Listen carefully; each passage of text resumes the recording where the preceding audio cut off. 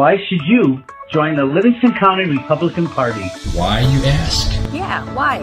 Why join? The Republican Party is the party of common sense. Common sense. Republicans support the Constitution. Republicans protect your rights. We fight to keep your children safe. We fight to keep boys and men out of girls' and women's sports. We fight to keep boys out of girls' restrooms. We fight for you. What does the Republican Party do? We help Republican candidates get elected. Why is it important to elect Republicans? Why is that important? Why? Tell me, why is that important? Livingston County is one of the safest counties in Michigan. Livingston County has one of the lowest crime rates in the state of Michigan. Livingston County has the lowest tax millage rate of all 83 counties. Republicans work to balance the budget. Republican legislators vote against raising your taxes. Republican elected officials believe in transparency. Republican clerks run elections with integrity. Republican trustees protect your rights. Republicans support our veterans. Who can join? If you are conservative, we want you in our party. All conservatives are welcome at our table. Join our activities. Join the fun. Become a member. Join us now. Hi, I'm Deb Drick, Chair of the Livingston County Republican Party. Our conservative message has been very well received in Livingston County, and I'm so happy to share with you that people are stepping up right and left to help. The only thing's missing is you. Come join our mission. Come join our fun. Go to livingstonrepublicans.com and click join. You'll be glad you did. Someone once said, where your treasure goes, there also will be your heart. What kind of world do you want to invest in? Do your investments fund industries that tempt people to harm relationships? What if you could be more intentional with your money? What if your investments built content that enriched others' minds? Jason Huntley, CFP, has been guiding families for 30 plus years to plan, invest, and build for the next generation. Scan the QR code now to make that first step to invest. Welcome to The Right Side. And with me now is the brand new 7th District Chair, District 3, Livingston County Commissioner, Frank Sample. So welcome, Frank. You're very active in the American Legion. Correct. You're very active in the VFW. This ideology is very damaging to the students who are told if you get this surgery and make do the social transition, the medical transition, then you'll be happy and all your problems. Yes, learned so much. I'll bet. That's some institutional knowledge right there. And we have, as a special guest, as I said earlier, we have Kevin Ranke with us. Welcome, Kevin. Thanks for joining us tonight. Thank you for having me. Go Boge. Thanks, Kelly. There are no everywhere. We love meeting new people. Right, yes. It's in good shape, so that's good news.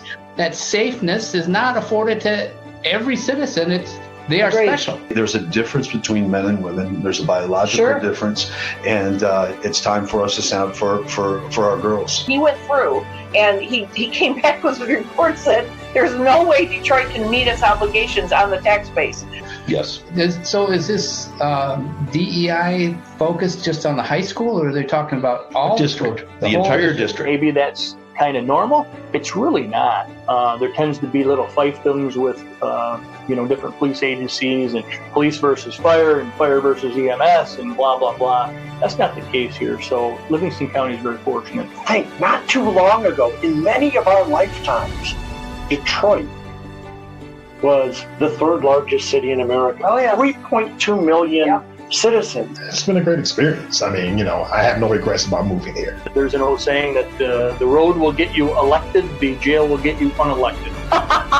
So, to give you an idea. You have to have a reason to change for change to be enacted.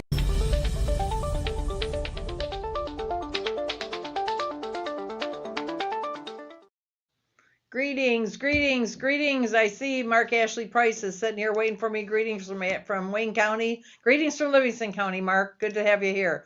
Welcome to The Right Side, the March 3rd. Happy March. We made it. We made it through the nasty 3, the December, January, February. So March, we're coming in like a lion, but I had robins all over my yard for the last week, and I had a red-winged blackbird at my feeder today, so I have hope for what's coming, for the weather that's coming. So today is Chat with the Chair, and I always look forward to these. I love having guests, and I love learning all about them, but I also love kind of that one-on-one discussion on whatever topics anybody wants to talk about. So the chat box is open. Understand that if you put something there, I'm going to recognize it, and I'm going to bring it on, just like I brought on Mark's greetings right there. So if you put something there and I don't recognize it, give me a few minutes. But if I don't recognize it, that means I don't see it. So you might want to view it from a different spot. Livingston County Republican Party Facebook is a good place to get it. I usually get all their comments. So that's an open page, so anybody can come. So Chat with the Chair is awesome. Why, thank you, Mark. I enjoy it too.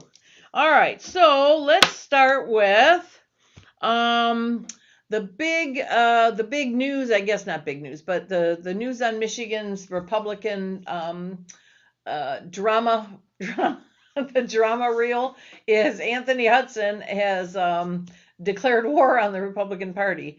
And I did write a article about it. You could go to www. And Tyler will put this in, www.therightside.news.com, and you can see the article I wrote. It's basically talking about, I mean, summarizing, you can't have your cake and eating it too. It is Anthony, just to kind of back up, Anthony's always kind of been a little bit of a pariah there. He's kind of been a little bit out there. That's okay. He's been on the fringes. He's a fist-pounding, loud, corruption buster, kind of cowboy hat wearing, sweatshirt wearing, Fix Michigan kind of guy. And he's been quite loud in his campaign. He has had an argument with some of the parties that don't invite him or don't allow him up on stage with other gubernatorial candidates. If you ask them, they will tell, some of them has told me anyway, that he hasn't raised hardly any money. He doesn't have the money or the signatures or anything else that says he's, that they think he's going to get on the board. So other parties have set some sort of minimum where either you have to have your signatures in or you have to have X amount of dollars on your last finance report. So, okay, I get that. That is not that's not unheard of. And I also want to take like a little side note here. County parties are county parties. They're all individual. We are all our own little squirrels, and trying to hurt us is like hurting cats. So we do basically what we want to do. I don't have free reign. I have an executive board that I have to answer to, but basically each one has its own bylaws. So there's no rule that says if Oakland County does something, Livingston County must, or the other way around. So some of the parties have decided they don't want, they didn't want Anthony, taking up time at their events on stage because they didn't feel he was a viable candidate. Okay, I get that. In Livingston County, we've not done that. I've always, if he shows up, he's on stage just like everybody else. I didn't make that decision, but I don't look down or have any bad thoughts whatsoever about any of the counties that have, especially those bigger counties. They have a lot going on, and they don't want to take their time for that. That's fine. I don't have an issue with that. I keep my nose in my business. So what they do is what they do. But Anthony has obviously taken he's not happy with that. He's taken exception to that kind of thing. So he kind of, and he's very vocal when he doesn't like something. So he's been on his social media everywhere. His videos tend to be part 1 of 7. He does video after video after video. So, and like I said, right or wrong, that's up to them. It's everybody's decision.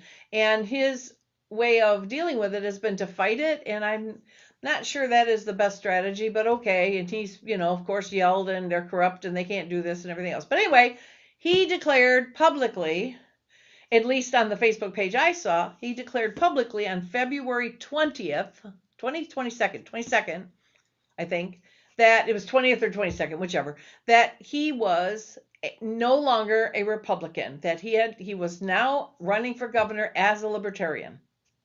Okay, understood. It is what it is. So, and then, I mean, he just said he just didn't want the party anymore. He didn't like it. It was corrupt, blah, blah. So from that point on, then he claimed as a subsequent video that the Republican Party had pushed him out because they weren't allowing him or they weren't welcoming him or whatever, which, as I said, is not necessarily true because lots and lots of, I mean, his might not have, or his might have, I don't know. But, there might have been some parties that did not welcome him at their table. I get that. But there's 83 counties in Michigan, and when you're running for governor, you're not running in your own backyard. You're running across the state, right? So I know lots and lots of counties where he was welcome. So that was a little incorrect. So anyway, but he just claimed, he wasn't running, and he declared himself no longer a Republican, going to run as a libertarian. Okay. Genesee County also put forth a posting. It showed where Anthony had joined the Libertarian Party in October of 2025. Coincidentally, 2 days before I allowed him to speak at our Reagan Day event, which I was not happy about. So he's a libertarian now. Then he tries to go to the county convention on February 26th, and they wouldn't let him in. And he absolutely had a fit and talked about how unlawful it was and how that's wrong. And that's when I just drew the line at that point. You don't get, and this is where I say you can't have your cake and eat it too. You don't get to say, I'm no longer a Republican. Republicans are corrupt. And furthermore, spend a whole lot of time telling people you don't need to stay with this two-party system. You can come over to be a libertarian. It's the voice of the people. It's not the voice of the party, blah, blah.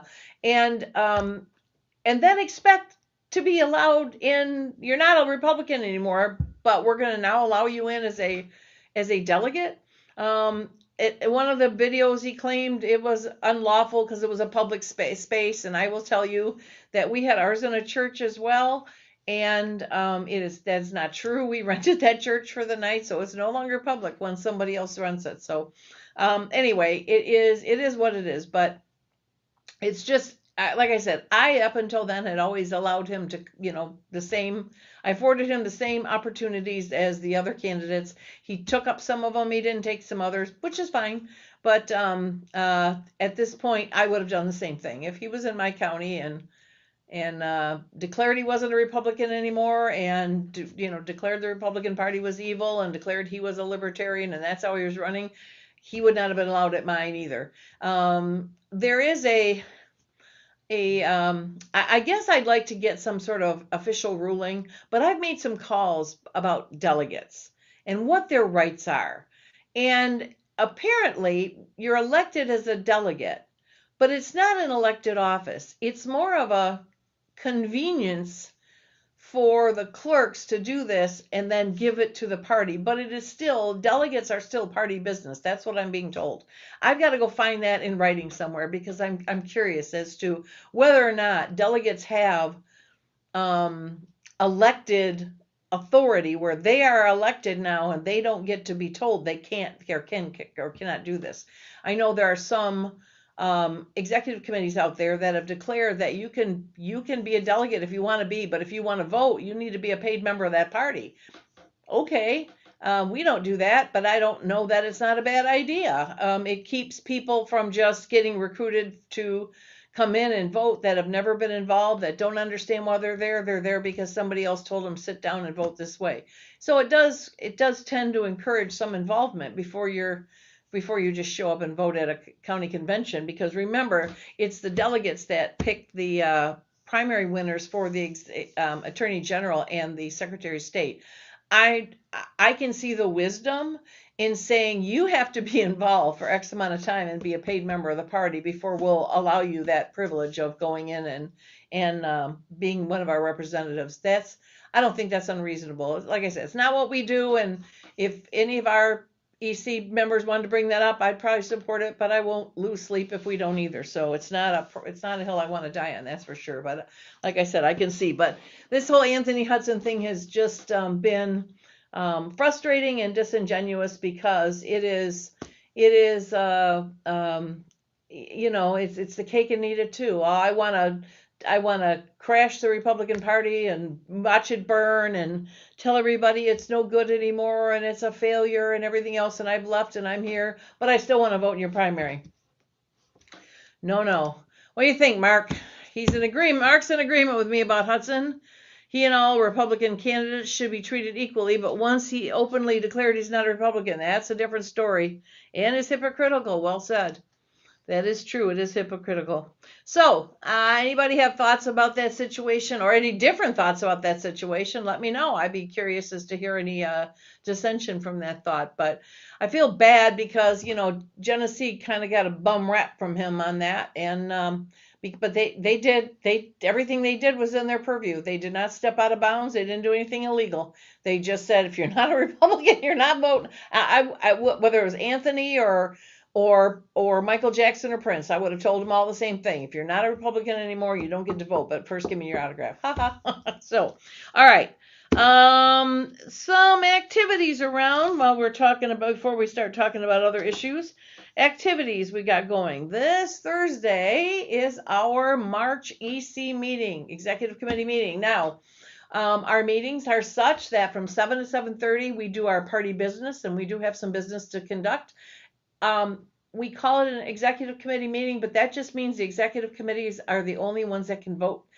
Everybody, all Republicans are welcome. If you're a Democrat, don't come. We will escort you out. So let's see, Mark. He's in agreement with me and Chris Long very much about the precinct delegate. It's not a public office. It's a political party office. You just made Chris's day, Mark. So it is. So anyway, back to our ECs. Any Republican come and just watch, or you watch the first half, but after that you get to interact. The second part, once we finish our voting and our business, we then open it up to whatever. And I always have something called Chat with the Chair. No, that was this. So no, that's this wrong event. I always have what's called the chair's perspective, in which case I talk about something. I do some sort of lesson or learning that has to do with either campaigning or being Republican or legislature or whatever. So it's usually pretty interesting. So I try it to be interesting anyway. So that happens right at whenever the 7:20 or 7:25 or whenever the first one passes. And then after that, we get legislative updates from our legislators and from our county commissioners. We learn about what's going on. We talk about sometimes, we get candidates there that will introduce themselves, so you get an opportunity to meet them. We have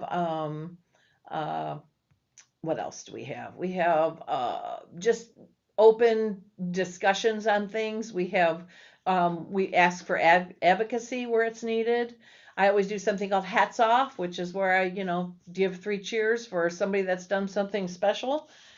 So that's at Remax, between Brighton and Howell, on Grand River, on the south side of Grand River, kind of in the Rollorama-esque area next, by Connolly, something right around in there. Big Remax building. It's around back. You go around back. So that is that. Then on the March 14th, we have the Pinckney Parade. Well, first, let me back up. I'll be shot by Dan Schiffko and Marianne Henry if I don't say something. The 7th District has in Pinckney, off of D19, just south of Triangle Lake Road, there's a EQUUX Hills Drive or something, and it is there's a building back there apparently that is going to hold something called Pancakes and Politics, and it's a 7th District fundraiser. And of course I don't have it here. Why don't I have it here? Anyway, so it is it's something you can go to. I don't know where it is, and this okay, here he's Tyler's putting a website thing in there for us. Thank you, Tyler. Okay, there we go. All right, go here and you'll see the MI7th GOP.com. And that is, Tom Barrett should be there, and there'll be other candidates stopping by. A lot of candidates going to be there and speak. So, it's a good place to be there. What time, do you see the time in there? 9 a.m. 9 a.m. So 9 till when does it say? Just says 9 a.m. Just says Doors 9. are 8:30. Huh? Doors open. Doors open at 8:30. So that's a good place to go. Pizza and politics. Yes, Tyler's back. Yes, I told him he was missed last week. So all right, go there and pizza and parlor. And then after that, we go over to Pinckney, which is just you go back on D19 and go south, and then turn right. Follow the road just before M36 is the main road. That'll be closed off. So you'll turn right on the street right before. You take that all the way down, and that'll get you to where over the parade floats are way back in there. And find us and come walk with us. We are in a St. Patty's Day parade, so wear your green. We're gonna have candy to throw. We're going to have, or not throw, you can't throw it, candy to hand out. We're going to have people on there. Commissioner Frank Sample always, he lends us his trailer, and then we built the wonderful Norris Hardiman and Tom Econom put together sides for it. So we install the sides, and then we put political signs all over it, and then plus we have a big giant leprechaun, and we have a big wooden thing of a silhouette of President Trump in the back, and we play music. Last year I sang on there. Frank puts a generator on his truck and then gives us electrical, and that inflates the leprechaun. But it also powers up my amps, and I'm going to be singing the unicorn song this time. So all the way through I'm going to be singing green alligators and long neck geese, only there's a little dance to it, so you have to green alligators and long, anyway, so yeah, so it's a fun thing. It'll be great for kids especially. So anybody wanting to come and have some fun with us, we have a blast on these parades. We laugh so hard, and it's just great. We all show up, and we have the big banner. We have people walking and singing and clapping and cheering, and this year we got Brian jumping on. Let's go. He's ready for his indoctrination into our group. So he'll be there with some t-shirts, and Tom Barrett's crew will be there with some t-shirts. So we'll have different t-shirts to wear, or signs to carry, or a banner to carry, or shamrocks to carry, or whatnot. So anyway, we're gonna be putting that together this week. The float, we do a great float. Thank you to Joni Econom for keeping on top of that one, because she's terrific. Joni, I don't know if you're watching or not, but Frank did find the signs, so we're all set. They've still got all this stuff on them. All we need to do is take the red, white, and blue off, and we're all set. So they were at the firehouse. All right, here's Greg. Back to the delegates being a dues-paying member. Yeah, Greg, that's the theory behind it, and I agree, because if you think about it, I've talked to some of the delegates that show up. Not so much at the last one, but some of the other ones I've seen people walking around. They have no idea, husband and wife, and they're clinging to each other. They don't know anybody. And I walk up and introduce myself and say, how'd you, they were recruited by somebody and just told to come here and vote. Is that legal? Yes, it is. But it creates a bunch of people that are there that they don't have any interest or stake in what's going on. So I feel like I would not object like I said, if somebody brought that forward, I would not object to that. I don't think that's a bad thing. It does. You have to be a dues paying member to be an executive committee member. You can't be a delegate or someone, just a good Republican. You could be the best Republican in the world, but if you're not a dues paying member, you cannot be on the executive committee of the party. So the county party is an organization, and outsiders running an organization is never a good idea. So yes, Greg, I agree with you. Brian's getting in the spirit over here. Woohoo! So that's going to be fun. I think we are going to start meeting down there in Pinckney at about 11. So go over to the Pancakes and Politics, and then hoof it over to the Pinckney thing, and then come join us. That's going to be fun. I gotta practice my singing, practice my song, and I gotta get a mic stand too, because I can't do the dance and hold the mic at the same time. So I have to figure that one out. All right. So then we have a new, Sharon Stanton sends out a beautiful calendar, and she checks with me every single, end of the month before she sends it out and says, Deb, you got anything else on there? And I'll tell her. Well, of course, as soon as she sent it out, something new showed up. Eric Nesbitt has reached out. He is going to do, if you remember that, any of the candidates that come on the podcast, after the podcast, they get to come on, they get to do a meet and greet here. Well, we've done one for Tom Leonard, we've done for Mike Cox, and now Eric Nesbitt's reached out. You remember he was on the podcast, so he gets his meet and greet here. It'll be on March 25th. And to make sure that the people that come meet him get their money's worth, which is for free, they get to, I've also invited Lena Epstein, who is a candidate for U of M Regent, and then which will be voted on at the convention. And then also Andy Anuzis, who is running for the Wayne State Board of Governors. He's from Livingston County. As a matter of fact, he's 100 years ago, he was a chair of Livingston County Republicans. So it was quite a while ago, but he's still active, and he's in Brighton, I guess. And so he's running for Wayne State Board of Governors. So he will be there. So it'll be Nesbitt, Anuzis, and Epstein on March 25th from 6 to 8. And yes, I will have the football dip there. That's the number one request. So yes, we'll have that there.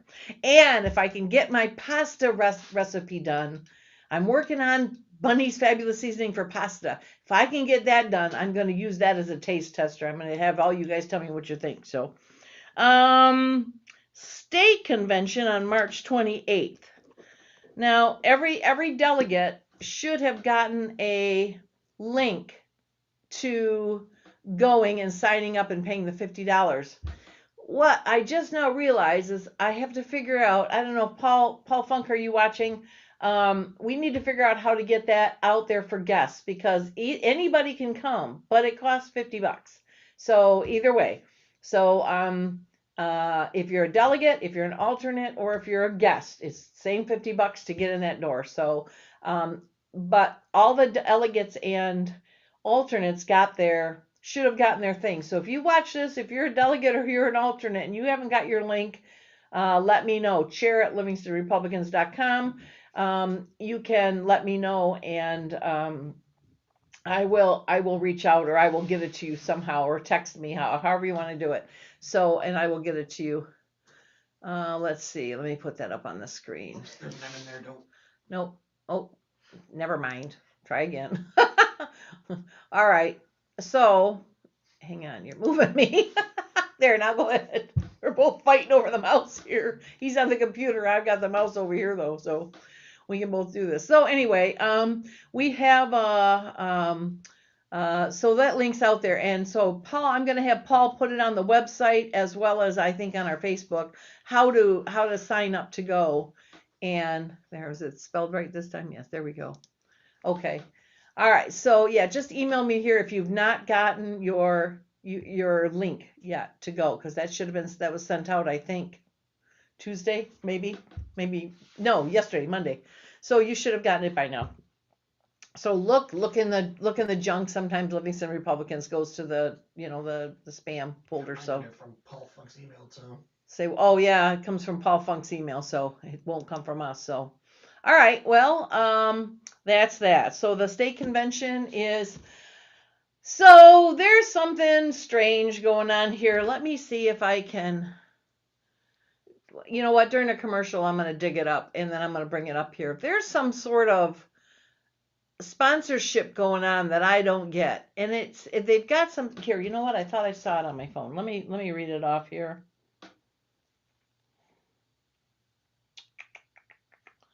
It is.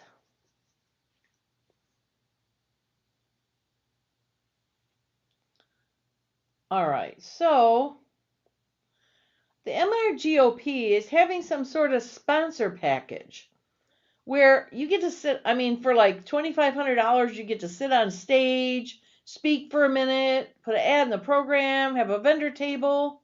There's a 10,000 gold sponsor that you get to speak for 5 minutes. And my thought was, well, is this for gubernatorial candidates? Is this for vendors?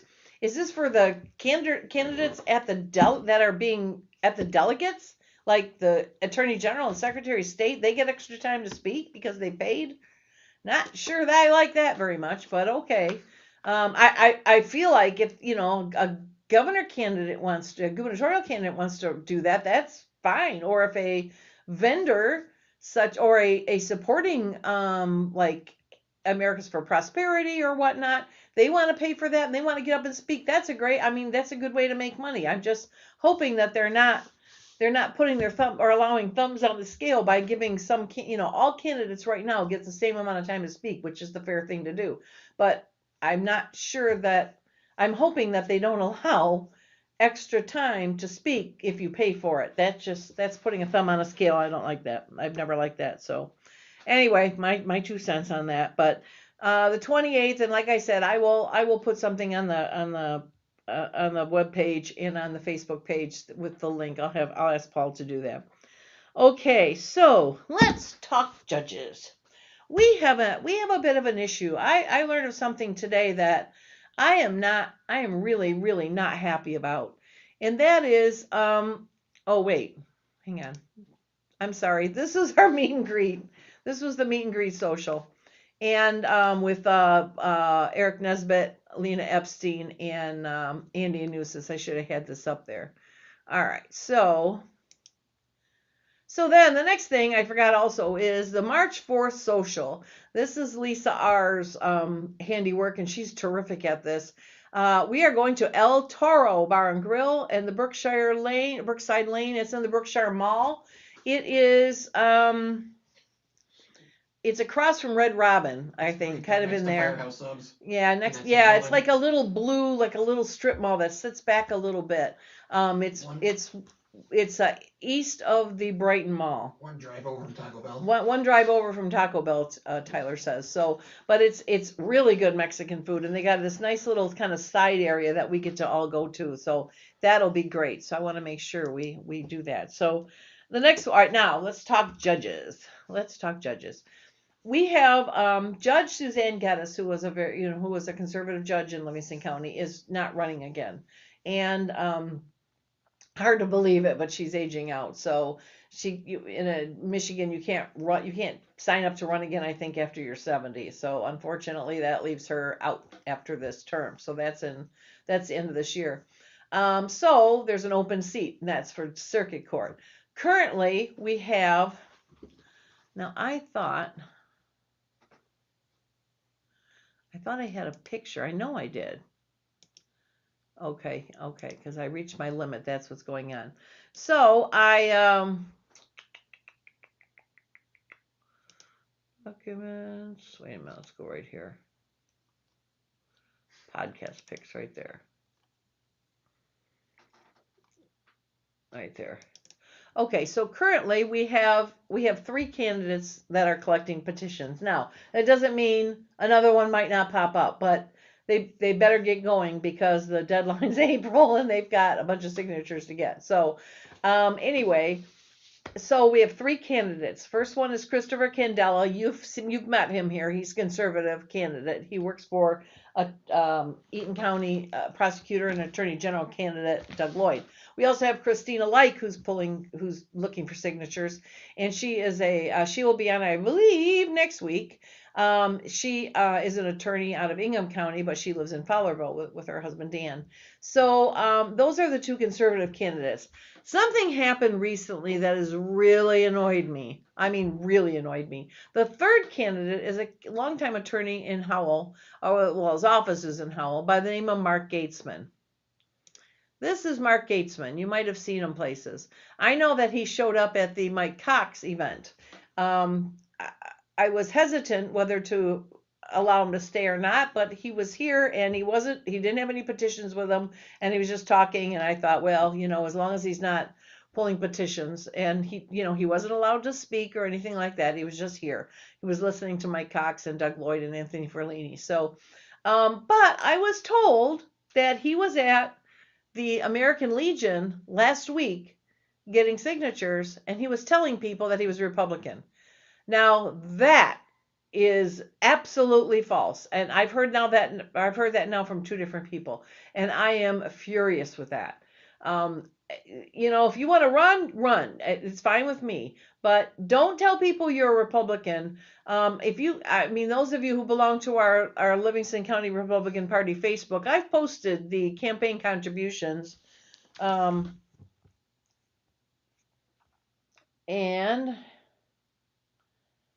let's see here. Here's one to Democrat State Central Committee. Here's one to Act Blue Michigan. Here's one to Livingston County Democrat Executive Committee. Here's one to Act Blue Michigan. Here's one to Jennifer Granholm for governor. Another one to Jennifer Granholm for governor. Friends of Mark Totten. Jennifer Granholm for governor. Michigan House Democratic Fund. Michigan House Democratic Fund. So there's quite a few, absolute Democrat contributions there. This man is not a Republican. He's not a conservative. And if he says it again, call him out. I am furious that he lied, and he lied to veterans. So I am not happy with that. So I'm sorry, Mr. Gatesman. If you want to run as a Democrat, that is your right, and we're not going to stand in your way. But don't tell people you're a Republican when you are absolutely not. There wasn't any. That was all. There was no Livingston County Republican Party donation there, that's for sure. So we're going to work pretty hard to make sure Mr. Gatesman never sees a bench. So there we go. So just understand that's going on. So Christopher Candela and Christina Like right now are the two conservative candidates. What'll happen if all three get their petitions in? There will be a three-way run until the primary, in which case it'll knock it down to 2. And then they'll go head to head until November, and hopefully, we'll either have Mr. Candela or Mrs. She's Mrs. Wolahan, but she's Ms. Like. I don't know how. So someone tell me, if you're married and you kept your maiden name, are you a Mrs. married name? I'm sorry, Mrs. maiden name? Or are you a Ms. married name and Mrs. married name? I don't know. Anyway, so Christina, we'll just say that. Christina or Chris, hopefully it's one of them, because we don't need any more of this. $50 a vote. That seems like a poll tax. Not a good look for MRP. So much for free elections. Yeah, I hear that. It's not $50 a vote technically. It's $50 to walk in the door, because people who aren't voting are still paying $50. And Jason, the reason for that is, the way I understand it is, they sort of inherited a pretty broke system, and the endorsement convention was not something that's is usually done. And these conventions are huge money to run. Huge. So like hundreds of thousands of dollars. So it's not something that they just can whip out. So they needed to do that. They needed to do that for in order to be. Here's the reasoning for it. Normally we pick our convention winners in August, right? And then in September, the early voting starts, or the early voting, the mail-in voting. So they have hardly any time to raise money or get the word out against the Democrat. Democrats pick theirs in May. So this gives, having somebody the end of March, knowing who our candidates are, is going to give them from the end of March all the way through till November to raise money and to, get signs out and things like that. So it's a good thing, but they just didn't have that kind of money. So they have to charge. So I get it. I don't like it, but I can see it also keeps a bunch of nutcases off the ballot, so that are from going. So I'm okay with that too. So it is not a poll tax. It's the ability, it's giving them the ability to hold it for us. That's all. So Mark Ashley Price forgot to mention he is a delegate to the state convention. Good for you, Mark. I'm glad. So yes, you will see us at the state convention. As a matter of fact, all of us will be there. I think everybody you've ever talked to on this thing will be there in one spot. So we'll all get to shake your hand and say hello. I'm glad of that. So that's the state convention, and that's where we're picking, you know, does anybody know if there's any? I still have not heard of a state Supreme Court judge that's supposed to be selected there. I don't see that. I have not seen a state school board member, although somebody told me there was one running now, but we need 2. So I don't know who's out there or who wants to do what, but boy, we need people to do stuff. Speaking of school board member, not only do we need state school board members, and it's not too late to get your name in there if you want to be a state school board member. Venues cost money, Gregory. Yes, you are right. And this one's huge, so it costs big bucks. So, so the state board of education, I thought somebody said one person was going to run, but there are 2 seats open. And if we got both those seats this year, if we won both those seats this year, we would stop all that craziness. There are parents out there that this is your purview. This is your place. Please step forward. We'll help. You will get help. If you want to run for State Board of Education, please let me know. It's a great great way to help make those rules. You can't get through to if you can't get through to your local school board, this is better because this is where the rules come from. So you know how you fight your local school board or your local school board and your local superintendent for doing crazy things. Well, that the state stuff says you can do, this is where you get to stop them from doing it. So all you parents that are very active, now's the time. Now's the time for you, Michelle Blondil, to step up and say, I want to be a state school board member. We will help you. All right. So there's that. Also, state Supreme Court, I have not heard of anybody. Does anybody know of any candidates? I keep hearing mysteriously there are people thinking about it or whatever. And I will say it again. I said it the other day. Kevin Kievsky ought to step out of the AG race and run for this. We've all had that discussion. We've had that discussion about his electability issues since that police report's come out. The Democrats are going to rip him up. And his family is going to go through hell, and I cannot believe he's okay. He's going to let his family get ripped up like that. I mean, if you saw the police report with the sex coupons in it and all that other stuff, it's ugly. They're going to have a field day with it. And both he and his wife and his child's young, but still he and his wife are going to, parents or whatever else, they're all going to go through that all the way to November, from April 1st to November. So this is not something that we should let happen. Kevin, I implore you, get out of a Republican race. There's other Republican races you can be in, but the number one top law enforcement official in the state, when you have a police record, it can't happen. It just can't. This is not a good thing. The optics are terrible. So, but the state Supreme Court is nonpartisan, and the games aren't played right there. So, and there's nobody else right now, and your name's already known. Poof, you're in. So just, I urge you, and that's a longer gig anyway. You're not out of there in 8 years. So it's a much better gig. I urge you for the sake of this party, for the sake of everything, for the sake of your family, and for the sake of you, pull out of that AG, sign up for state Supreme Court. That's the best I can, that's a win-win like I cannot think of. All right, so we also have coming up on the podcast, we have another I think in 2 weeks we got another Judge Longsworth nightmare case. Man, the calls are coming in, and I'm giving people time because they have to talk to their attorneys and they have to make sure that they're not going to get in trouble by being on here. But boy, there's a lineup of people that want to come on here and talk about Judge Longsworth. So she's just being a nightmare. I don't understand it. So okay, fine. She wants to. We let that go before, way too long before we did something about it. I'm not willing to do that again. All right, let's take them over here. Well, Mark, I am correct. Candidates for the State Board of Education and Supreme Court should be seen and known by now. Yeah, and you're very upset you don't see any candidates for them in a big way. I don't either, but who knows? There's still a few weeks. Somebody might jump out of the woodwork. We'll see. Personally endorsed Doug Lloyd for Attorney General and Anthony Forlini, Forlini, for Secretary of State. Thank you, Mark.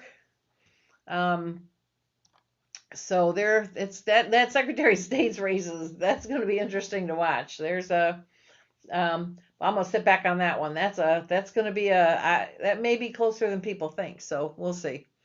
All right, but anyway, so that is that. What else you got? Do you want to talk about? Anything?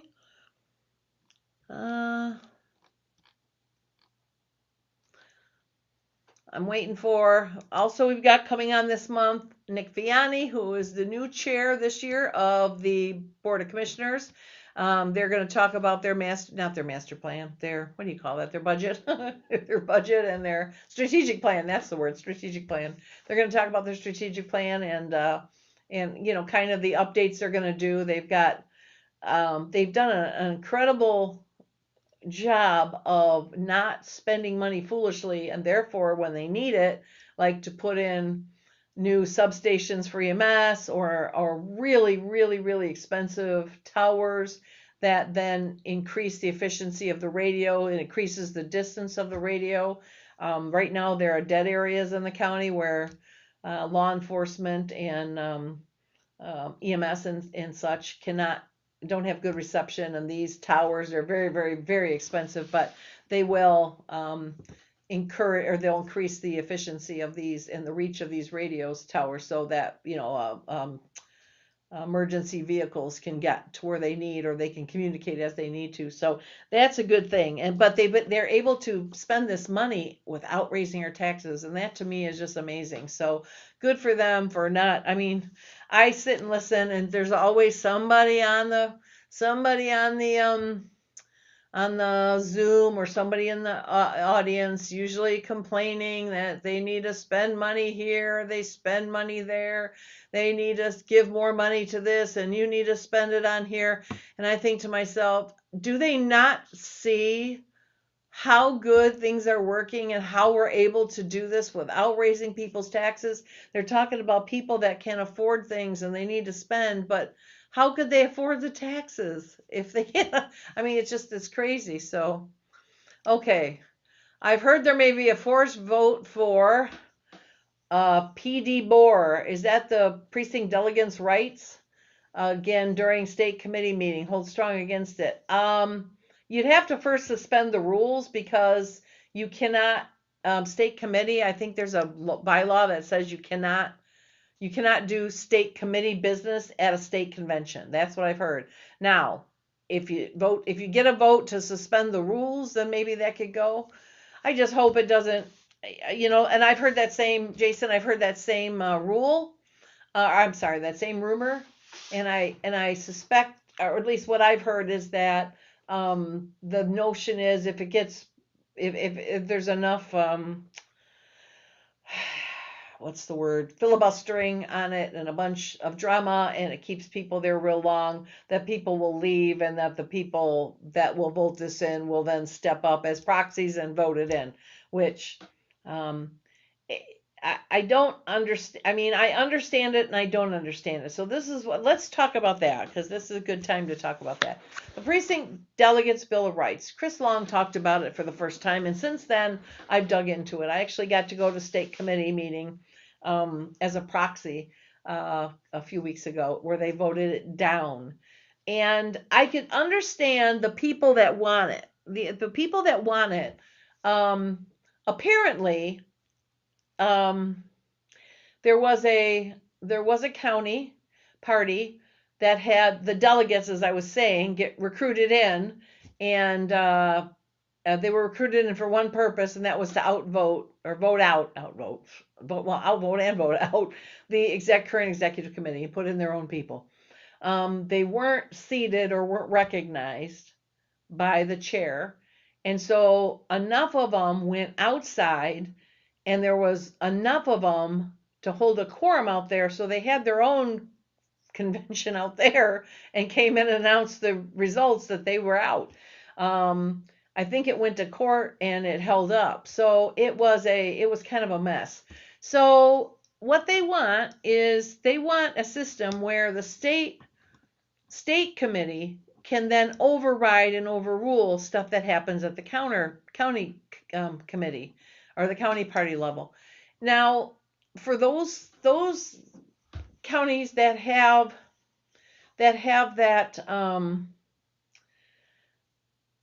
situations like that, I can see why they'd want it. I definitely can see why they'd want it. I think I'd want it there too.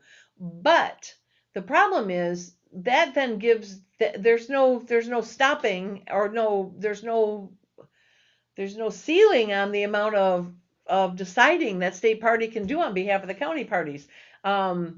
Most, by far, 95% of the county parties don't have, I mean, we deal with our own issues. Like I said earlier, we're all our separate issues, right? And we do what we want to do. Our bylaws, our executive committee members, we behave as though we want to behave. And the problem is that if this thing passes, state committee then has authority to take any chair out or remove any executive committee because they don't want them, or because somebody complained or somebody's held something up. There's no precedent on as far as the courts. Like, how do they know who's telling the truth? How do they know who's lying? I don't know how they would do that. So to me, it's a bad idea. It's just a bad idea, period. It shouldn't be allowed. It just shouldn't be allowed. Now, having said that, I think it should be a remedy for the situation that these few counties are going through. And I mean, there could be something that was put into law that would change the way it, the organization. It could be set up that we talked about the situation where you have to be a member for a certain amount of time in order to vote. Well, that would end that too. So, I mean, you wouldn't be able to tell the people no at that point, right? So there's ways to get around it without changing the bylaws of the whole state, of every county party. In order for two or three parties to be able to use the state party to get themselves out of a mess, you would take, say 3 parties, you would take 80 counties and, in districts that would give up their rights in order for these 3 to, so yeah, this is just not a good thing. So, it is, although, like I said, I feel like there should be some sort of remedy for these counties. This should not be allowed. This should not happen. So, anybody that has any ideas on that, I'm all for. Maybe that's what we ought to have a brainstorm about one of these days, is what could happen. How can, maybe there's maybe the answer is the county has to do a voluntarily give up their rights to the state for a certain period of time, so the state can make a decision and then they, take their rights back or whatever. I would not object to that. But to have everybody have the same problem, no. What about that, Jason? Would you object to that? He says, correct, MRP need not hold kangaroo court hearings. They have 2 jobs. Well, I don't want to say they're kangaroo courts because they're important to some people and they have a right to be heard, right? So, but they do, you're right, raise money and get Republicans elected. That is their main job. But there needs to be, I would not object to a remedy. But like I said, maybe that just comes to a voluntarily situation where each individual party says, we volunteer to allow we volunteer to let the MRP rule on this. And they rule on it, and then, then they can revoke their voluntary whatever. So the voluntary permission, I guess, is the word. So anyway, that's one option, but there's more options. And you don't throw the baby out with the bathwater. That's my only concern. So, but having said that, like I said, if anybody over there is watching this or hears about this and you want to brainstorm or you want to help with this, there's lots of us that are willing to help you. We just, we understand what's going on and we understand it stinks, but I think this Bill of Rights thing, I don't think that's the way to go. I think we give up too much to gain too little. So anyway, I think we'd end up doing another Bill of Rights later on that said no, we don't want the state party making decisions for us, so let's pull all that. That's exactly what we would be doing inside of a few years.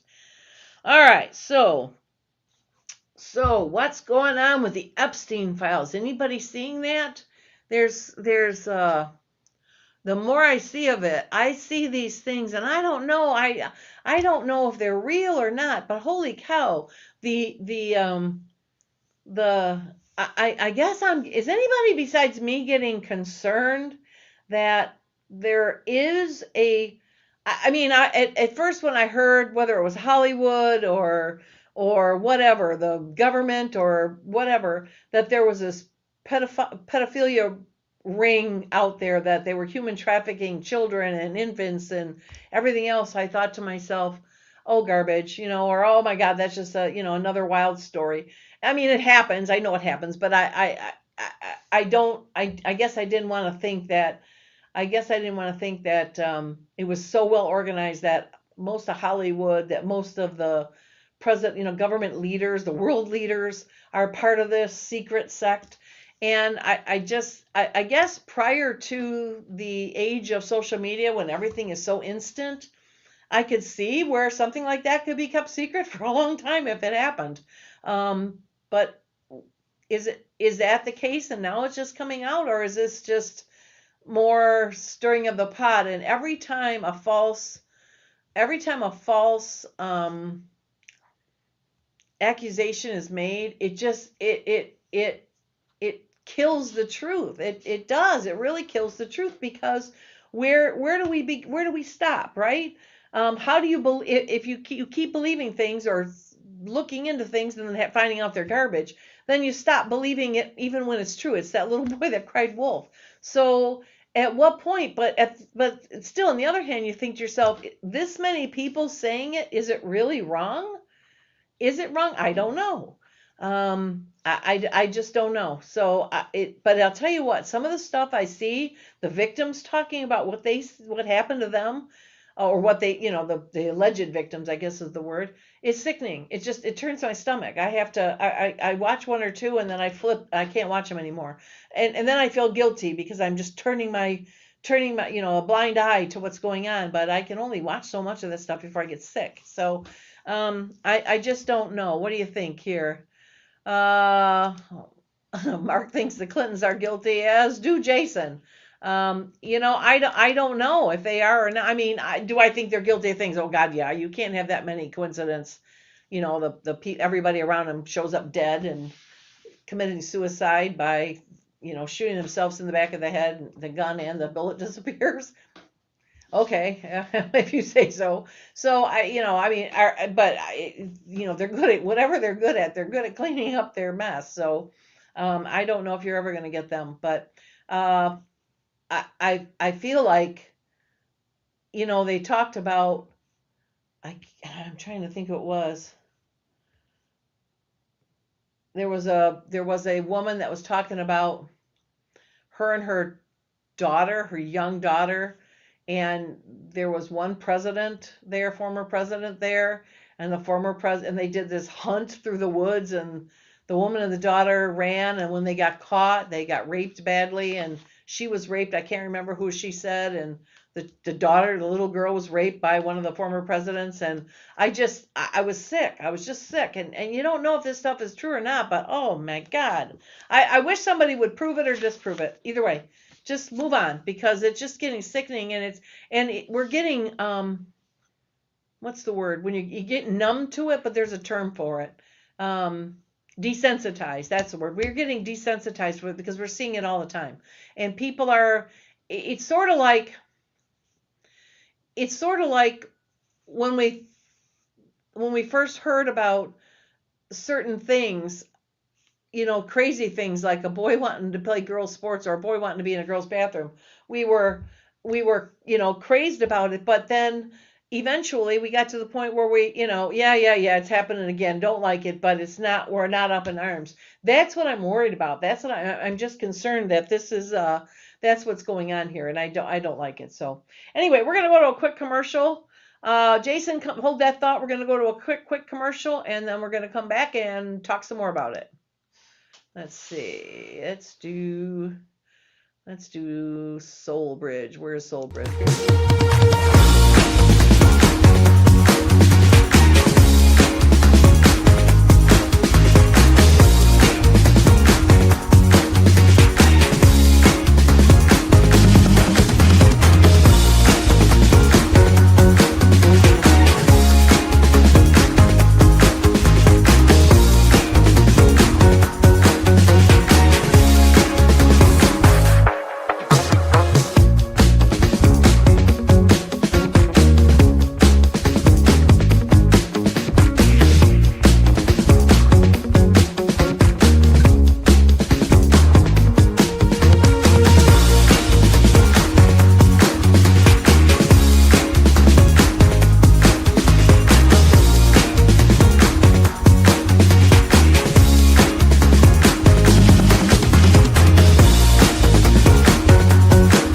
Someone once said, where your treasure goes, there also will be your heart.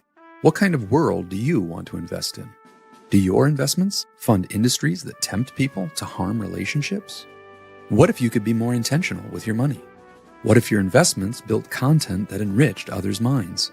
Jason Huntley, CFP, has been guiding families for 30 plus years to plan, invest, and build for the next generation.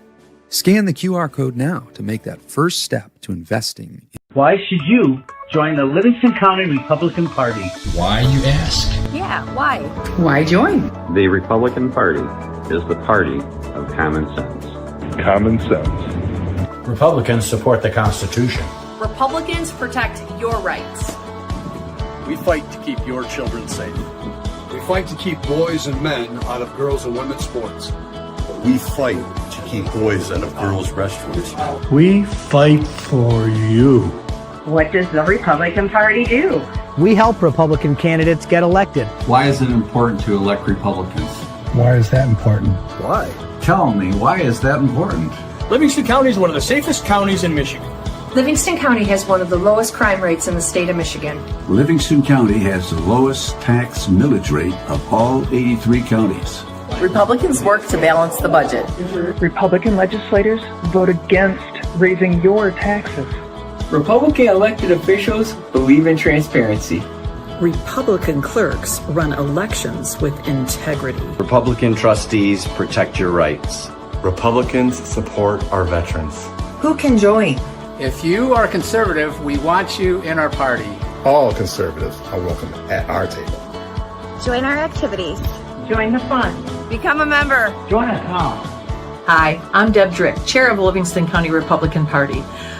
Our conservative message has been very well received in Livingston County, and I'm so happy to share with you that people are stepping up right and left to help.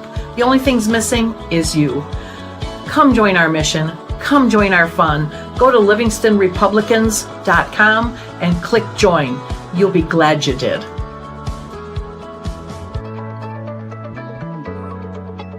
Fellow Michiganders, my name is Brian Ingdatowski, and I am here today in the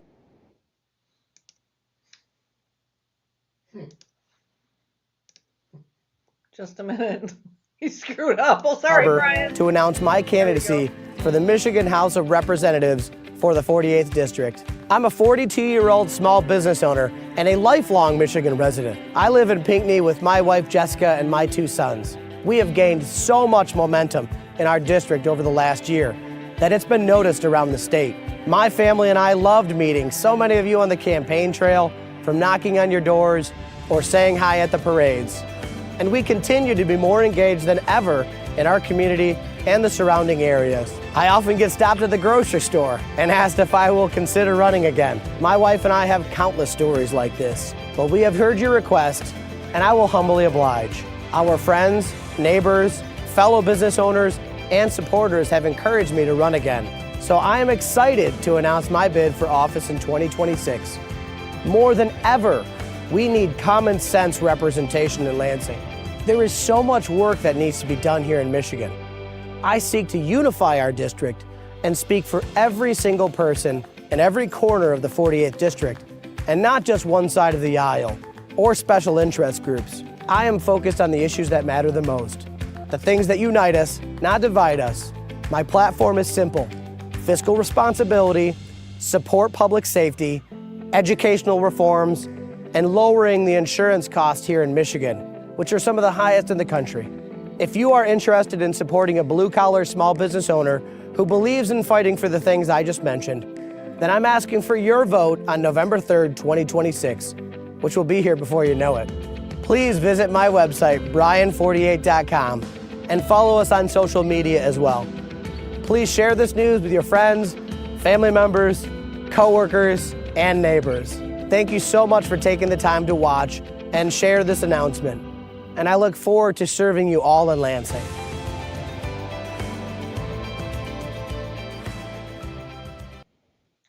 Okay. Well, I'm sorry I had to walk away there for a minute. Those of you who are at the convention remember that I was walking around with vertigo. It was so bad, and I was fighting headaches, and I had my hair pulled up, and my hair's very heavy, and I was starting to get such a headache, I had to go to the commercial and go take the thing, my hair down, so pardon me. All right, so back to Jason. Jason says the Clintons are lying through their teeth. Watch their depositions. And that Epstein was at the White House 17 times during the Clinton administration, but Bill and Hillary don't know anything. That's a good question.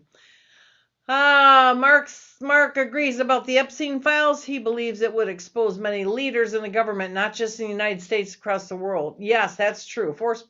Prince Andrew of England is an example, and the Clintons for sure. I am hearing, I don't know if anybody else is hearing, but, and I don't know if it's coincidental, because they're never saying, well, I'm leaving because of this. I have heard that there's all kinds of world leaders and corporation leaders are stepping down suddenly because of this. So who knows? Well, I just hope we find out one way or the other, and if it's not true, then let it just be put to bed, because it's terrible. Karen says, Clintons keep saying the Secret Service were present. That's an easy thing to prove, and why are they not being questioned? That's a good question. That's a very good question. So who knows? I don't know, but I think so many people do. But then so many people say other things and they're stupid. So who knows? I just don't know. So anyway, so yes, Karen, yes, Clintons. she corrected that. Yes, you're right. Anyway, so let's see what else is on our list. So I am concerned about states for the state school board. I don't see, Karen, you should run for state school board. Let's get you involved. The State Board of Education needs people. I think there are 2 spots. There may or may not be 1. So anybody's thinking about it, we will help. Please step up. And for 2 Yale-trained lawyers, why are they so stupid? I think they play stupid like a fox, if you ask me. But we need state Supreme Court justices, and you don't have to have been a judge. You can be an attorney, the way I understand it. So I know I was, after Christina Like, I thought she'd make a great state Supreme Court. She said no. So rethink, Christina, rethink. I think this would go good. Anyway, so we need those 2 things. But yeah, convention is coming right up. It is now 25 days away, right? So that's just a little over 3 weeks. We got to come up with 2 Supreme Court candidates and 2 Board of Ed candidates. Also, I don't know. All I know is 1 Wayne State Board of Governors, although there are many running, and I know of 1 U of M, although I know there's another one running. None of them reached out to us. But is Michigan State have anybody? Are they running anybody? I don't know. So, I don't know. So I don't know who's running or what.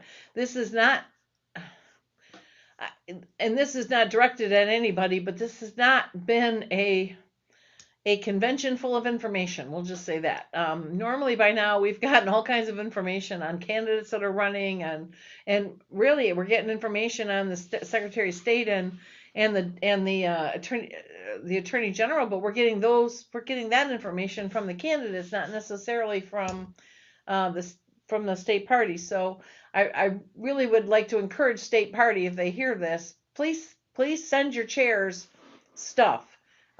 Send us a voting list. Send us a list of candidates you got so far, updated as you need to, but let us get this out to people. I mean, if I had that, I would put it up there for people to know. I think there's been a lot of time spent on sending out stuff to get sponsorships, but not information. So I'd like to see some information come out on who we're voting for and who's coming. And before like a week out. So that would be something that would be helpful. So anyway, that's it. I don't have anything more. Anything more we should talk about? Who's watching? Who's got something they want to say? Either they can make an announcement or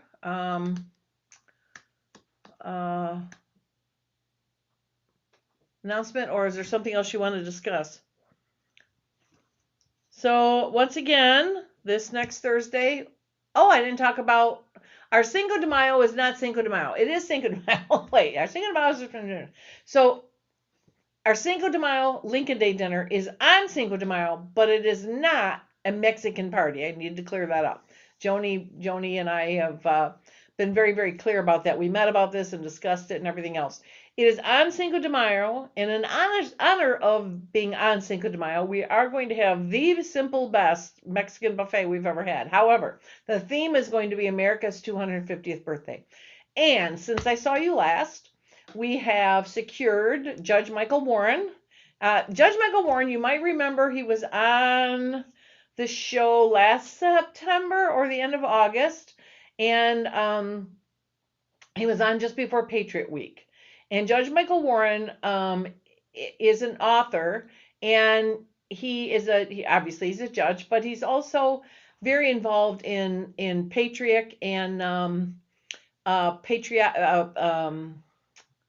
Declaration of Independence and history. He shows up at events in his colonial garb, and it's real interesting to see. I know at Patriot Week he was there, and he had somebody there as Frederick Douglass and spoke as Frederick. Very interesting stuff. So he's going to be at our America's 250th birthday Lincoln Day, and he's got a new book out, and the book is you're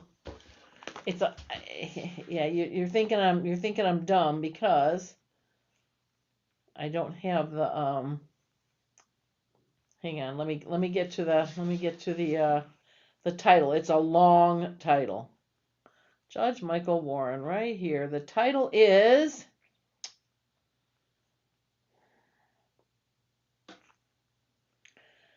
The Revolutionary Words That Forged America, The Definitive Guide to the Declaration of Independence. He wrote that, and basically what he says is it is a line-by-line analysis of the entire Declaration of Independence.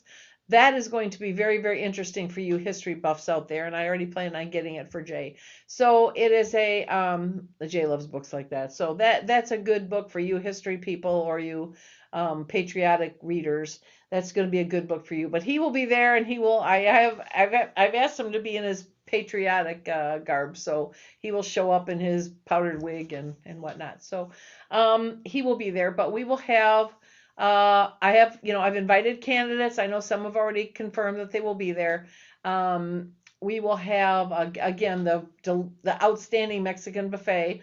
Michelle Blondil is putting on her superior charcuterie board again, and so we're going to have desserts and coffee and beer and wine and soft drinks and things. And Jacob's coming back to be our bartender, and this time he's bringing Sayed with him. Those of you who signed up for the ballroom dancing for the party will remember Jacob and Sayed as our dance instructors. So they will be there again, and it will be we're going to also our tickets, we've put them out there. Our tickets are $100 a piece, $100 per person. That includes all the activities. It includes your buffet. It includes beer, wine, and soft drinks, and it also includes dessert and coffee and the charcuterie.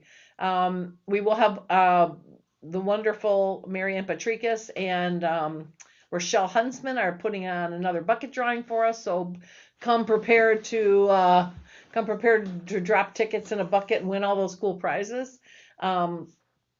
We will have, I think I'm going to probably do some line dancing again. That was so much fun. We had so much fun doing that. So yeah, we're going to do that one again. So just, you know, and what else? So candidates will be invited to speak. We have, again, $100 tickets. We are again offering the opportunity to sponsor to youth or veterans. For $175, we get a little discount if you're going to sponsor a couple of them. I know we had a couple of people buy a whole table for them last time, which was really nice. We had a good showing of veterans last time and a good showing of that normally would not have been able to afford to come. Or we also had a bunch of youth, young Republicans there. So I really am looking forward to that. So we're also going to have the grassroots chair from MRP going to be there, and he's going to speak up about grassroots stuff. Chris Long, you've all seen him on here. You've all loved him. Well, he's fun in person too. So when he gets up there and speak, make him laugh, make him crack up right there in front of God and everybody else. And that makes my day when I get to do that. So it's going to be regardless of what we have or what we don't have, our parties are a blast. We just have fun. So you guys missed the cowboy party last time. Don't miss this one. Also, there's going to be Bunny's Fabulous Seasoning Mexican Chili on the board. So that right there is worth coming from. So, all right. Jason says the Iranian people are cheering in the streets. Are they not? I don't know. I'm dying for somebody to come on here from the government to come and talk to us about what really happened and like what preempted that and what the story was there. But I am seeing the same thing as I saw in, where did we hit before? Was it Venezuela? Where did we hit recently? Was it Venezuela that we dragged the guy out, that he dared us to come? Yeah. So I'm seeing the same thing, that they're over there. Now I'm hearing they're wearing MIGA hats, MIGA, for Make Iran Great Again. So that's kind of interesting. But I am seeing, the videos of people cheering in the streets. Is anybody besides me super, super annoyed at AI? I don't know what's real anymore. Honest to God, I do not know what's real. Some of this stuff is so real. Now you look at stuff and go, wait a minute, is that real or is that AI doing that? I don't know. So that's just annoying. It's all get out, I think, that I can't tell. So, but anyway, yes, I've seen that, Jason. So what do you guys think about the bombing? You think it was a good thing? You think I've heard people, solid Republicans, say that he shouldn't have done that. He's supposed to, only Congress can declare an act of war. I've heard other people say it wasn't an act of war, it was a strike, and he is allowed to do that and then go back and, argue with Congress later.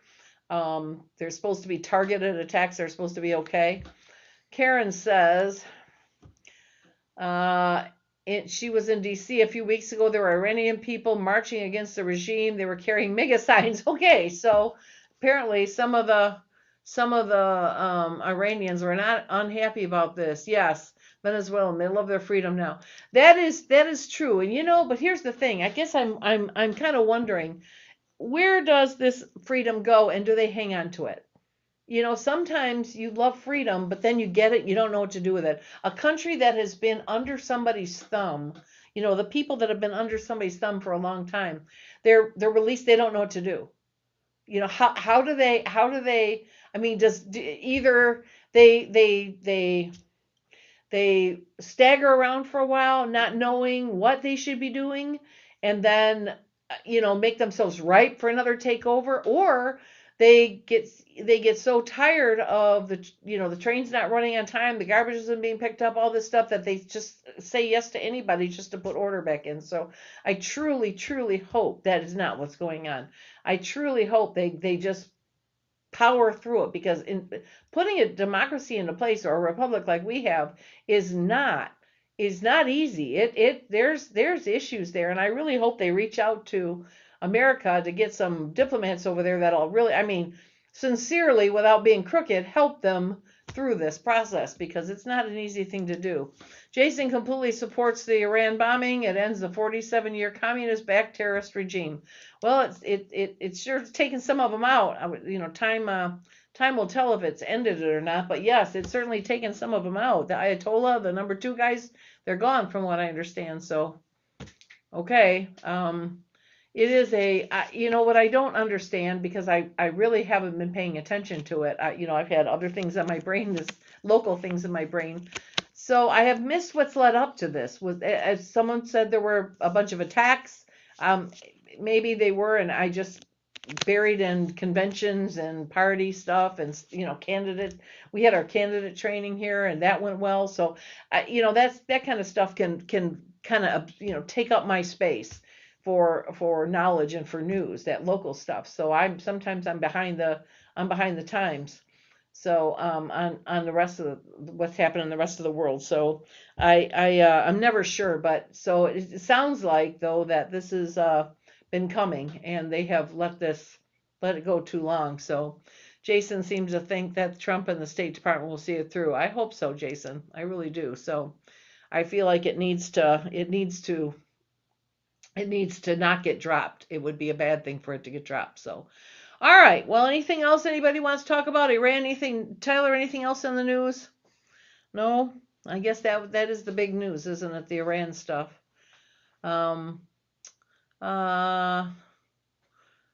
saw a big, long documentary today. I don't know if it's true or not, that not Prince Charles. You can tell I've dated myself. King Charles and Camilla are calling it quits soon. Who knows? I'll have to see that. There is a woman over there. I keep trying to get her, and I will write her every month for 1,000,000 years if I have to. Her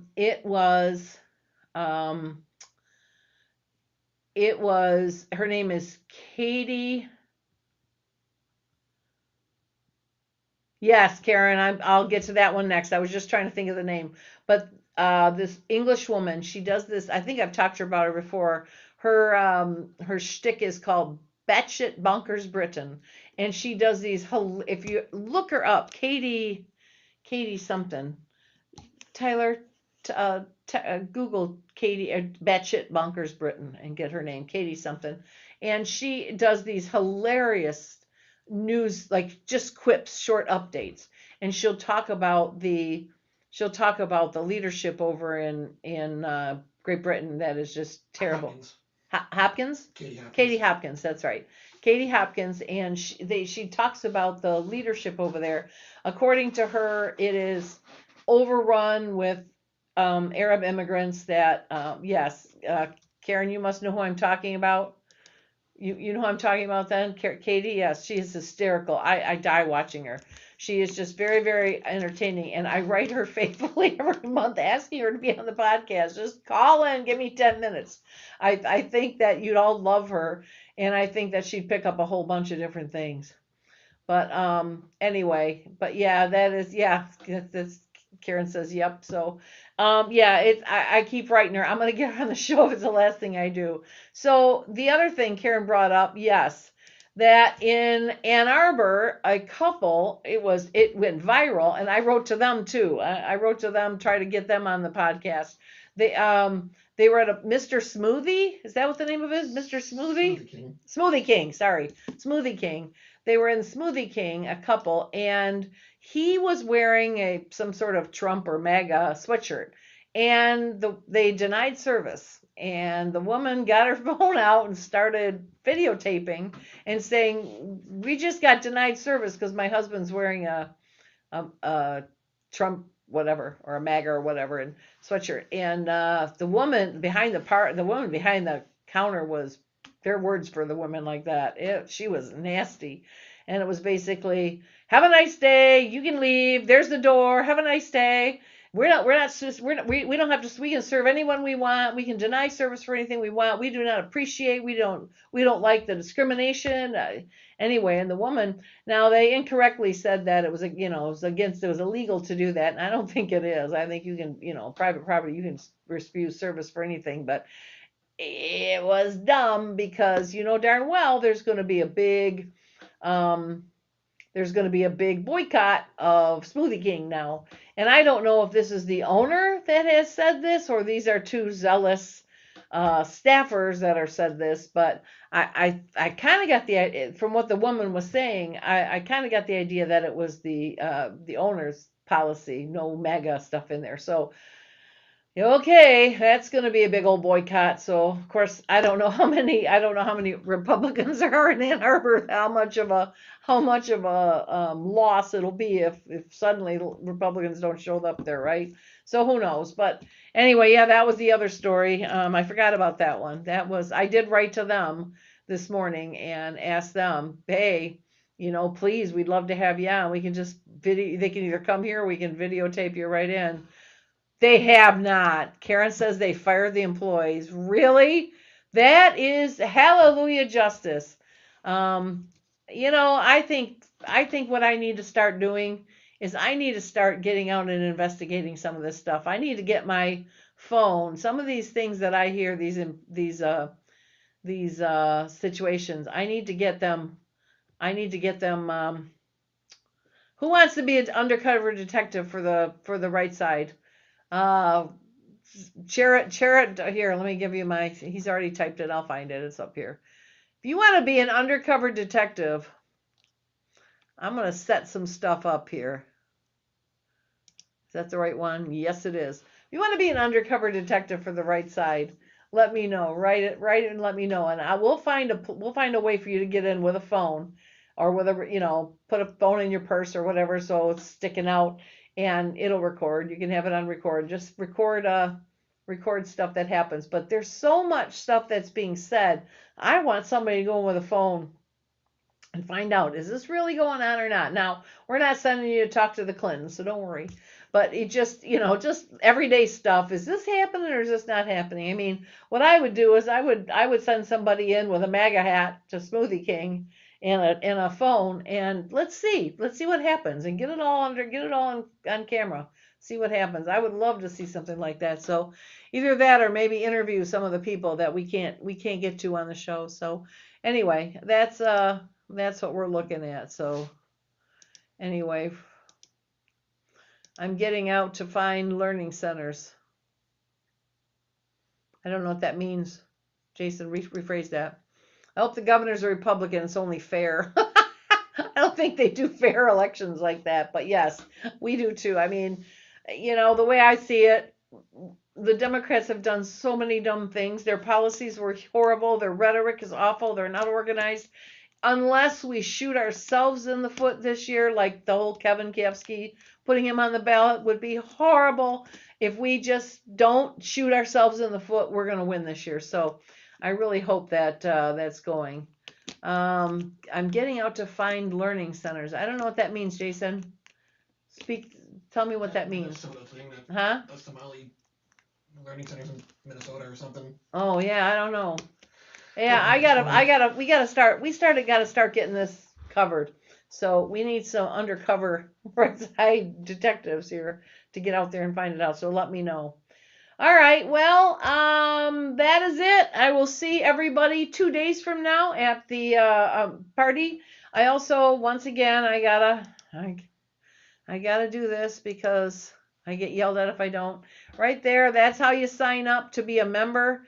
I cannot tell you.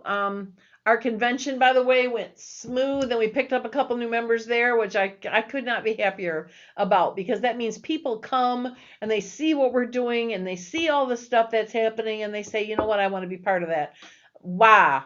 Oh, Learning Center Minnesota. Yes, Jason, I see what you're saying. But yes, exactly. But yes, our convention was a screaming success. We didn't have any ties. We didn't have any fights. We didn't have any arguments, no debates. It was vote done, alternates done. We had some people speak, had some laughs. I was up there fighting vertigo like a drunk, like I look like a big old drunk up there trying to hang on to things. On behalf of the convention, I want to thank Bill Reiber for running a very, very, very well-organized, well-planned convention. I don't know that most of you know. If you've ever done anything with Bill Reiber, get ready for a once-a-week Zoom meeting with spreadsheets and checklists and everything else. He's really, really organized and structured, and he's so good at this. And I'm so thankful that, he was here to do this. So he took that on. And Paul Funk was another one who's just, he has the experience and the knowledge for that. So he did all the computer end of it, got everything ready. He was also my rules chairman because he knew what he was doing. And some of us, I've done it a couple times, but he's done it a lot of times and he understood the procedure much better. He also helped put together the agenda for me and other stuff. I had Joe Laginus, who did the power, took care of all the voting software and made sure everything got up on the screen for people. Rob Rodriguez Pellizzari, who also worked with the software, but more or less worked around people, helped people get through their stuff. And when we were waiting, found out who was stuck and went and helped them get unstuck, that sort of thing. So he was wonderful. Dan Wolahan was the parliamentarian. We needed that. Rochelle Huntsman, who's our secretary, who would normally do that stuff, do the secretarial position. Paul Funk stepped in to help her because she was so new and he's done it so many times before, but she was such a trooper, jumped in there. Joni Econom, who got together all those volunteers. I couldn't even begin to list them all. There's a bunch of them, but thank you to all of them who checked people in. And I mean, they were a machine up there. It was like no backup, no line. Everybody got in. Norris Hardiman, Ron Gillard, and Lance Schumacher, who were signing up delegates, because remember that convention was the last thing for the current delegates to do, and that in August we all run again for delegates to be a delegate, and you can either go to your county clerk and sign the papers and notarize and do all that, or you can come to one of our events where we have notaries and you just fill it out right there and we take it up there for you. So much easier. So anybody that's interested in becoming a delegate,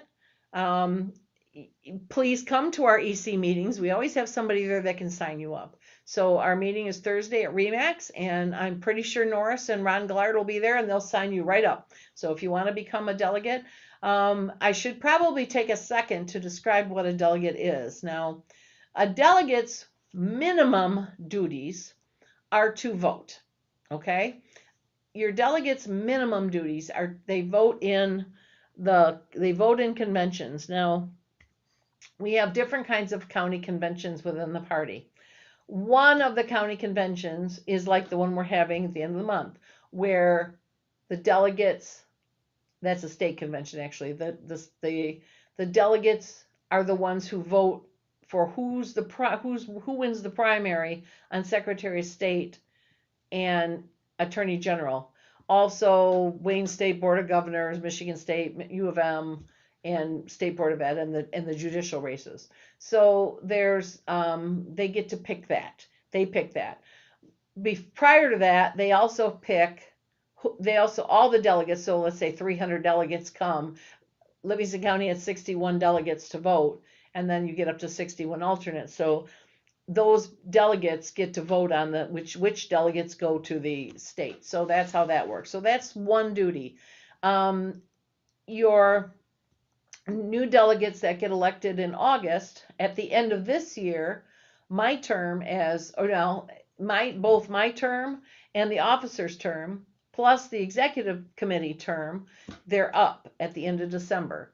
And so at the end of December, there will be a vote from the new delegates on who the executive committee will be. There'll be a period of time where a bunch of people will submit their name to be on the executive committee, and then there'll be another convention, a county convention, and that county convention will vote who will be the new executive committee. And then the executive committee will then vote on the chair, the vice chair, the secretary, and the treasurer. And then if there's a youth chair, the youth chair. So that will all take place. So those are the minimum things that delegates do. Further things they can do is we have a great delegate team that help develop our delegates, get them to know more about what's going on. That would be Sharon Lalio, Marcia Dix, and Connie Robinson. They meet usually once a month-ish During some months they don't because there's other things going on, but they are great at getting delegates together and getting them to meet candidates, to get them to learn about issues, to learn about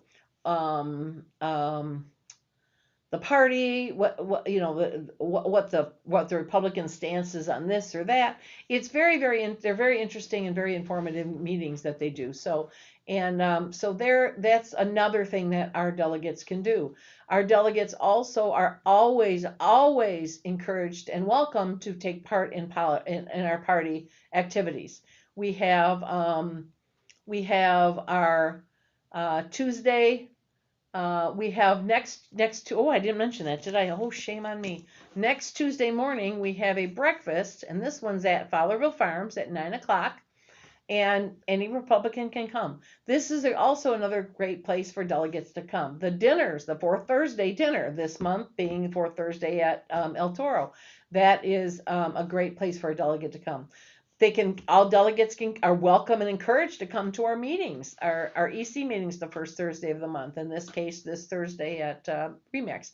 So there's a lot of things that delegates can do, but their minimum required things to do is, also they're always encouraged to work with candidates. Pick a candidate you like and go knock doors with them, or go put up signs for them, or go to a a fundraiser and write them a check. So there's lots and lots of ways to get involved. There's different levels. I try not to push people beyond their comfort level. If you're not one that wants to knock doors, you don't. But by the way, I put on a class for how to knock doors.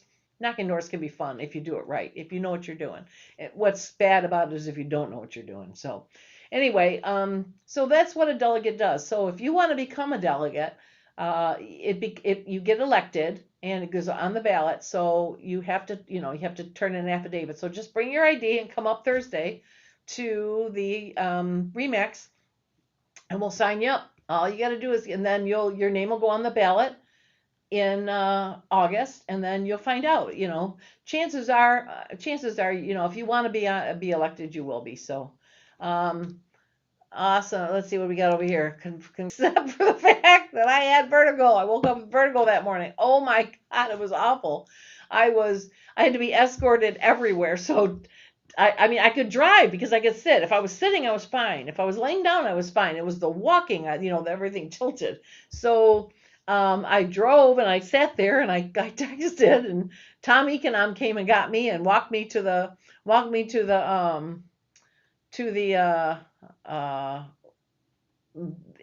me inside somewhere, and they came and got the stuff out of the car, all our swag. By the way, our swag sold like gangbusters, so I'm glad about that. So and then they kind of sat me up on the stage and left me there. So I know Paul Funk helped me move around. Dan Wollahan moved around. I had to go to the bathroom at one point while someone was speaking, so Jay came over and got me from the stage, and I clung onto him like a lifesaver and went to the bathroom, came back, and as we were walking back, Pastor Bill Bolin was talking. We were at Floodgate Church, and as we're walking, back, I'm hanging onto him. He leans over and he goes, "Boy, it's been a few years since I've walked you down the aisle toward a minister." I said, "Yes, we have." So, but anyway, I do appreciate all the people that texted me and wrote me afterwards and made suggestions about vertigo, but it seems to be gone now. Like I said, I had a headache for a day or so. That was kind of horrible, but that's now like I said, I had my hair up and it was causing a headache again, so I took it down. But anyway, so that was the only kink in the whole night. So, Mark, I hope I have to decide if I'm running again or not. I suspect I am, but I have not made that commitment yet. So we'll have to see how that goes. It just all depends. Remember, you got a whole new delegate group, and they might have other plans, so that's okay too. All right. So anyway, I think that we've covered everything. So yes, please join down here. I think every time we just keep getting new members, and they keep getting involved, and they keep getting active. So I cannot be more excited about that. I love meeting our new members. And please, if you come to one of our meetings, we encourage you to come. If you come to one of our meetings, please approach me, find me, and say, "Hey, I saw you on the right side. You invited me. I came." I'd love to shake your hand. I'd love to meet you. I'd love to introduce you at the meeting and say, "We have a new member. Or we have a new person. We have a new attendee." So please do that. If you're at all thinking about running for any of these positions, reach out to me. chair@livingstonrepublicans.com. If you're looking for one of these like state Supreme Court or state Board of Ed, or we'll help you. We'll not leave you out there alone. So don't fear that. If you want to walk in our Pinckney Parade on the 14th of March, let me know. I reach out to me. I will definitely find a place for you. We'll find a T-shirt. You can walk with a candidate. You can walk with the party. You can ride on the float with me. I don't care. That's fun. It'll be a great time. So, all right. Well, thanks a lot for coming, everybody. This has been a good chat. I always love these things every once in a while. I don't remember who's next week. Let me look. I want to congratulate both my sons for being the first place in the wild boar tournament near Fort Benning in Georgia. So they do it every year together, and it's a fun thing for both of them, and they won first place. So good for them. What did I say I was looking for? I lost myself. I guess next week. Oh, that's right, the camera. So let's see. Next week I have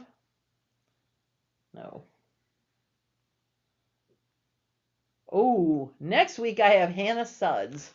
Hannah Suds has had many bouts of fights with Judge Longworth. So she's the one I think has even had a worse time than Steve Williams. So that's going to be interesting. So bring her here. And I'm also got one more that I'm trying to work on. So we'll get a couple of them next week. So thanks for having this chat. I love it. Mark says, congratulations to my sons. I'll pass it on. So yes, it's funny because their last name is Woodby and they call themselves the Woodby Outdoorsmen, which I really get a kick out of. So anyway, congratulations to them, and it's going to be a great week this week. So I'm looking forward to seeing everybody on Thursday. Mark, Ashley Price, I'll see you next week here, but I'll also see you at convention. I'm glad you're coming. All right, everybody. Good night and have a